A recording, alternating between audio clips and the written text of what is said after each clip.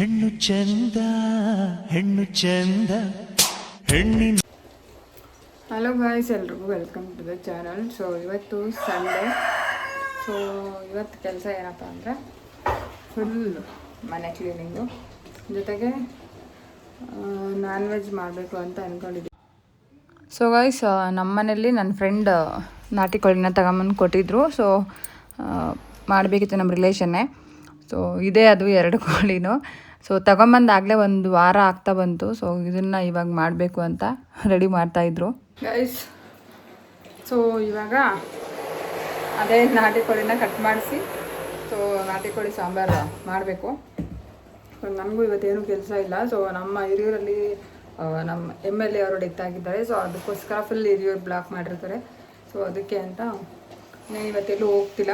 So ಇವಾಗ ಸ್ವಲ್ಪ ನೆನ್ನೆ ಮಾಡಿ ಸಾಂಬಾರು ಬ್ಯಾಲೆನ್ಸ್ ಇಟ್ಟು ಅದನ್ನು ಬಿಸಿ ಮಾಡಿ ಎತ್ತಿಟ್ಟು ಸೊ ಡೇನ ಸ್ಟಾರ್ಟ್ ಮಾಡ್ತೀನಿ. ನಾನು ಇವಾಗ ತಲೆಗೆ ಹರಳೆಣ್ಣೆ ಹಾಕ್ಕೊಂಡಿದ್ದೀನಿ. ಫುಲ್ ಹೀಟ್ ಅನ್ಸ್ಬಿಟ್ಟಿತ್ತು ಮತ್ತು ತಲೆಗೆ ಎಣ್ಣೆನೇ ಹಾಕಿ ತುಂಬ ದಿನ ಆಗೋಗ್ಬಿಟ್ಟಿತ್ತು. ಸೊ ಅದಕ್ಕೋಸ್ಕರ ಆಯಿಲ್ ಅಪ್ಲಿಕೇಶನ್ ಮಾಡಿ ಸೊ ಇವಾಗ ಉಳಿದಿರೋ ಕೆಲಸ ಮಾಡಬೇಕು.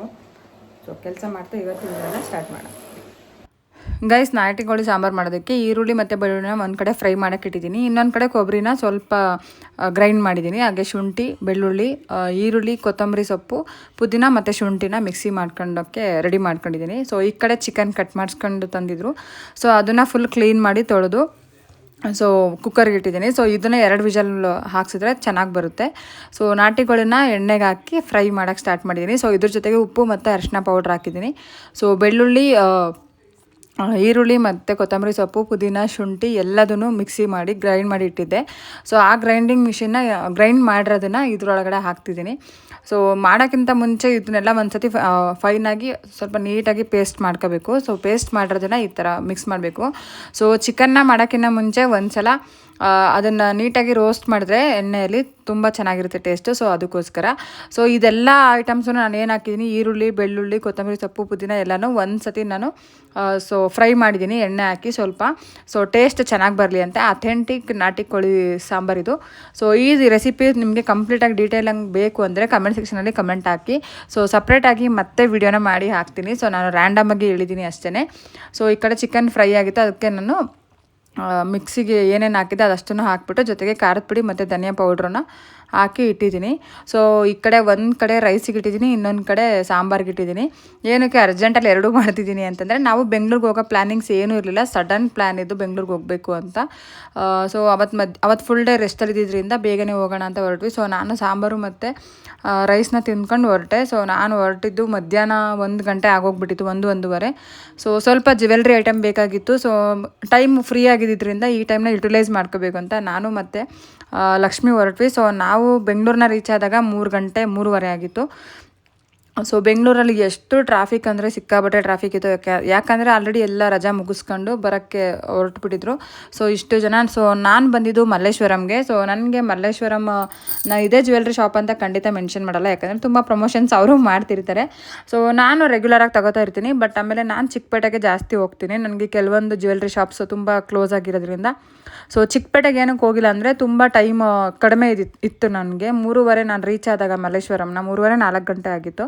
ಸೊ ಆ ಟೈಮಲ್ಲಿ ನಾನು ಹೋಗಿ ಪರ್ಚೇಸ್ ಮಾಡ್ಕೊಂಡು ರಿಟರ್ನ್ ಆಗೋಷ್ಟರಲ್ಲೇ ನಾನು ಮನೆಗೆ ಬಂದಾಗ 11:30 ಆಗಿತ್ತು. ಸೊ ಅದಕ್ಕೆ ನಾನೇನು ಮಾಡಿದೆ, ಸೊ ಮಲ್ಲೇಶ್ವರಂ ಈಸ್ ಬೆಸ್ಟ್ ನನಗೆ ಹೋಗೋದಕ್ಕೂ ಹತ್ರ ಮತ್ತು ರಿಟರ್ನ್ ಬರೋದಕ್ಕೂ ಹತ್ರ ಅಂತ ಮಲ್ಲೇಶ್ವರಂಗೆ ಹೋದ್ವಿ. ಸೊ ಮಲ್ಲೇಶ್ವರಂಗೆ ಹೋಗಿ ಫಸ್ಟ್ ನೋಡಿದ್ದು ನಾನು ಒಂದು ಟ್ರಾಲಿ ಬ್ಯಾಗ್ ಬೇಕಾಗಿತ್ತು. ಸೊ ಆ ಟ್ರಾಲಿ ಬ್ಯಾಗ್ ನೋಡೋದಕ್ಕೆ ಅಂತ ಇಲ್ಲಿಗೆ ಬಂದ್ವಿ, ನಾನು ಮತ್ತು ಲಕ್ಷ್ಮಿ ಇಬ್ಬರು. ಸೊ ಶಾಪ್ ಅವ್ರ ಹತ್ರ ಸ್ವಲ್ಪ ಮಾತಾಡ್ತಾ ಅವ್ರ ಹತ್ರನೂ ತಮಾಷೆ ಮಾಡಿಕೊಂಡು ಒಂದು ಟ್ರಾಲಿ ಬ್ಯಾಗ್ ನೋಡಿದೆ. ಸೊ ವರ್ತ್ ಅಂತ ಅನ್ನಿಸ್ತು, ಬಟ್ ಅದ್ರ ಪ್ರೈಸಿಂಗ್ ತುಂಬ ಜಾಸ್ತಿ ಆಯಿತು ಅಂತ ಅನ್ನಿಸ್ತು. ಸೊ ಅದನ್ನು ಸ್ಕಿಪ್ ಮಾಡಿ ನೆಕ್ಸ್ಟ್ ನಾನು ರೆಗ್ಯುಲರ್ ಟಾಪ್ಸು, ಇದು ಈಗ ಟ್ರೆಂಡಲ್ಲಿರೋ ಶಾರ್ಟ್ ಕುರ್ತೀಸ್ ತುಂಬ ಸಖತ್ತಾಗಿತ್ತು ಮಲ್ಲೇಶ್ವರಮಲ್ಲಿ. ನಾನು 1-2 ಪರ್ಚೇಸ್ ಕೂಡ ಮಾಡಿದೆ. ಸೊ ರ್ಯಾಂಡಮ್ ಕಲರ್ಸ್ ಇರಲಿ ಅಂತ. ಸೊ ಲಕ್ಷ್ಮೀ ಸ್ವಲ್ಪ ಇನ್ನೂ ನೋಡೋಣ ಅಂತ ಓಡಾಡ್ತಿದ್ವಿ. ಸಿಕ್ಕಾಬಟ್ಟೆ ಜನ ಇದ್ದರು. ಸೊ ನಾವು ಬೆಳಗ್ಗೆ ಅಂದರೆ ಮನೆಯಿಂದ ಹೊರಟಾಗ ಒಂದು 11:30-12 ಗಂಟೆ ಆಗಿದ್ದರಿಂದ ಸೊ ಟಿಫನ್ ಎಲ್ಲ ಕರೆಕ್ಟಾಗಿ ಮಾಡೋಕ್ಕಾಗಿರಲಿಲ್ಲ. ಸ್ವಲ್ಪ ಲೈಟಾಗಿ ಟಿಫನ್ ಮತ್ತು ಕಾಫಿ ಕುಡಿದು ಮತ್ತು ನನಗೆ ಕೆಲವೊಂದು ಬ್ಯಾಗ್ಸ್ ಬೇಕಾಗಿದ್ದರಿಂದ ಆ ಬ್ಯಾಗ್ನ ನೋಡೋಣ ಅಂತ ಇನ್ನೊಂದು ಶಾಪ್ಗೆ ಹೋಗಿ ನೋಡಿದ್ವಿ. ಸೊ ಚೆನ್ನಾಗಿತ್ತು. ನನಗೆ ಏನೇನು ಬೇಕಾಗಿತ್ತು ಆ ಥರ 2 ಬ್ಯಾಗ್ ತೊಗೊಂಡು ಮತ್ತು ಜ್ಯುವೆಲ್ರಿ ಶಾಪಿಗೆ ಬಂದೆ. ಸೊ ಈ ಜ್ಯುವೆಲ್ರಿ ಶಾಪು ಮಲ್ಲೇಶ್ವರಮಲ್ಲೇ ಇರೋದು. ಸೊ ಗೆಸ್ ಮಾಡಿ ಇದು ಯಾವ ಮಲ್ಲೇಶ್ವರಂ ಶಾಪು ಅಂತ. ಸೊ ಅದನ್ನ ಆಯಿತು. ನೆಕ್ಸ್ಟ್ ಬಂದಿದ್ದು ನಾನು ಮತ್ತೆ ಲಕ್ಷ್ಮಿನ ನೋಡಬೇಕು ಅಂತ ಅಂದರು. ಈ ಕುರ್ತೀಸ್ನ ನಾನು ತೊಗೊಂಡಿದ್ನಲ್ಲ ಅದನ್ನು. ಸೊ ಅಲ್ಲೂ ಹೋಗಿ ಅಲ್ಲೂ ತೊಗೊಂಡು ಸೊ ಜ್ಯುವೆಲ್ರಿ ಶಾಪಲ್ಲಿ ಬಂದು ಸಿಕ್ಕಾಬಟ್ಟೆ ಕ್ರೌಡ್ ಇತ್ತು. ಸೊ ಅಲ್ಲಿ ಏನೂ ಶಾಪಿಂಗ್ನ ಅಲ್ಲಿ ವೀಡಿಯೋಸ್ ತೆಗಿಯೋಕ್ಕೆ ಬಿಡ್ತಿಲ್ಲ. ಸೊ ಅದಕ್ಕೆ ಕಡಿಮೆ ಹಾಕಿದ್ದೀನಿ ಅಷ್ಟೇ. ಸೊ ಇಷ್ಟೆಲ್ಲ ಶಾಪಿಂಗ್ ಮುಗಿಸೋಷ್ಟರಲ್ಲಿ ನಮಗೆ 9:30 ಆಗಿತ್ತು. ಸೊ ನೆಕ್ಸ್ಟ್ ವೀಡಿಯೋದಲ್ಲಿ ನಾನು ಏನೇನೆಲ್ಲ ಪರ್ಚೇಸ್ ಮಾಡಿದೆ ಅಂತ ಖಂಡಿತ ಹಾಕ್ತೀನಿ. ಸೊ ಈ ಶಾರ್ಟ್ ವಿಡಿಯೋನ ನೋಡ್ತಿರೋದಕ್ಕೆ ಥ್ಯಾಂಕ್ ಯು ಸೋ ಮಚ್ ಎಲ್ರಿಗೂ. ನೆಕ್ಸ್ಟ್ ಮತ್ತೆ ಯಾವ ವಿಡಿಯೋದಲ್ಲಿ ಸಿಗಬೇಕು ಅಥವಾ ಯಾವ ವಿಡಿಯೋ ಮಾಡಬೇಕು ಅಂತ ಖಂಡಿತ ಕಮೆಂಟ್ ಸೆಕ್ಷನಲ್ಲಿ ತಿಳಿಸಿ ಅಂತ ಹೇಳಿ.